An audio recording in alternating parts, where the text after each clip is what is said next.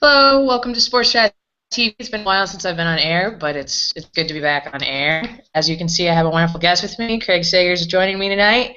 We're going to talk a little college football, maybe some other exciting sports highlights and information.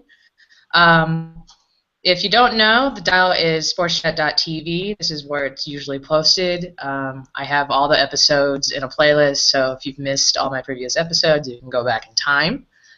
There's an app on Android, so if you want to just click on your phone and you're not on your computer, you can do that as well.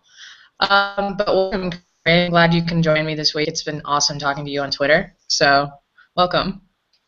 Welcome, welcome. Yep, it's like the turning point of the year. It's not when the leaves start turning colors, but we can feel football on its way. And I'm just glad Yeah, the pads are starting to come on because I played football and the off season is not fun. Football practice is not fun. It is an odd sport when you only know you got 10 games in high school, 16 in the pros maybe, and so I know everyone's just excited to get back to hitting and see who's going to make these rosters.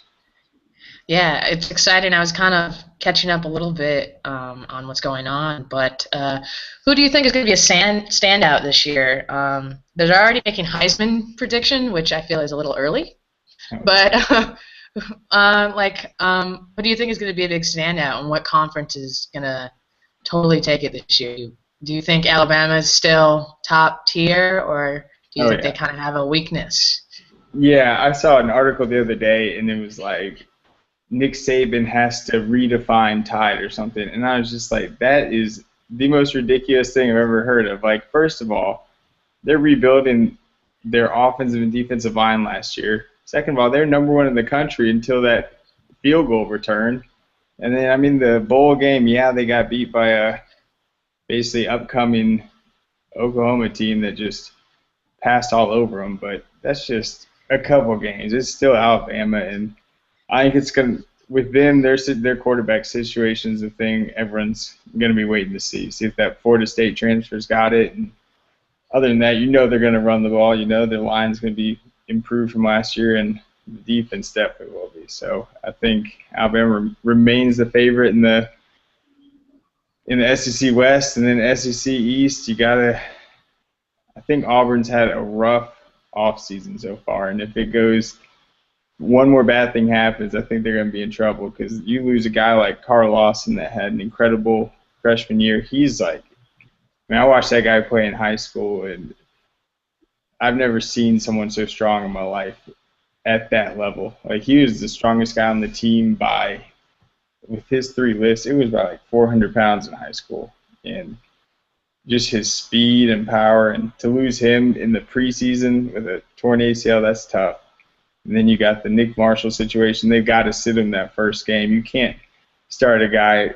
I mean, you got to suspend him for that. I mean, Auburn, they'll do some shady stuff, but you can't let your quarterback get arrested for we not suspend him at least a half. So um, we'll see. But Georgia, they got a new quarterback too. South Carolina, I mean, they've got their running game back, so it's going to be exciting. Yeah, I have some family members that are all Auburn, so they're now on top. They're thinking that they're like the best. I don't know how they go from like you don't know what Auburn's gonna do to being like you know, a force to reckon with. But I'm feeling that what you said about Alabama. I mean, Oklahoma had a really good team last year, but the circumstances of the season could change this coming season. We're not sure. What are your thoughts on maybe changing from the bowl system to a different playoff system? And whole controversy back and forth about there being way too many bowl games, and there needs to be kind of a playoff system like the NFL, or maybe like a March Madness, but instead of March Madness, it'd be in December. So, what are your thoughts? Yeah, I mean, football is difficult with the tournament style because it's going to be one and done. You got to space it out a week. You can't play a football game in that little amount of time, so you can't exactly have like a big 64 team bracket. That's just too many extra weeks, and even like even a 32 team bracket. I mean, a playoff, you'd have to shorten the entire schedule. All these in conference rivalries you want to see, you'd probably have to lose a couple of them.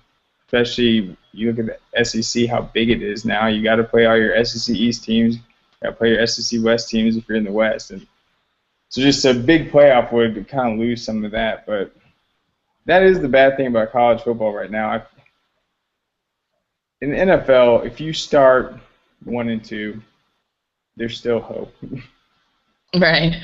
College football, if your team loses 2 games in like the first 3 weeks, I mean, it just kills the entire season, and it's just so depressing. And I hate to see that. I hate it so much. I mean, I cover football mostly, and I mean, just for like the Falcons season last year, it was still good to cover because it was like Tony Gonzalez's last run. I mean, it's a good team, and they had a tough schedule, so you got to see great teams come in every week. But the excitement from when you're still in the hunt, it makes the season so much better. And the fact that the playoff system, you could have teams that still have something real to play for. Like, they're still in the hunt. Like, they might have lost early in the season, but they return to practice the next week knowing that it's not over for them. The fans go to the next game knowing that they still have a chance to have some postseason life. So, and then, situations where these bowl games where I'm not saying Alabama didn't try, but the focus isn't going to be there when they're disappointed after that Auburn game and then they play Oklahoma. But if you're in a playoff system, I feel like that's a whole different ballgame. Right. So there, do you think maybe there needs a difference into who gets? Because people were kind of mad a few years ago about the whole Toledo and Idaho situation about them not even getting a bowl game or whether they deserved to have a bowl game in the first place based on the conference they were in, and just kind of how it turns out with the way the Pac-12 is run now. It's different because I remember when it was Pac-10. I was going to school when it was Pac-10, and then it switched to Pac-12. So, do you think maybe there needs to be a difference with like the computer system and the coaches' polls that happen every season that maybe would make it a little bit more of an even playing field? Or do you think that based on a school's history, we're going to see that?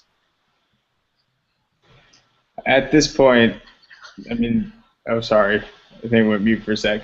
But, yeah, these other conferences aren't getting any respect. And I think that's a shame because there's some good football being played out there. And, even a conference like Conference USA next year, I'm looking at it right now. I see Rice. I see Marshall. I see, North Texas, all the Western Kentucky. All these teams. It's such a competitive conference. I feel like whoever comes out on top of that, they deserve a shot at whoever they want.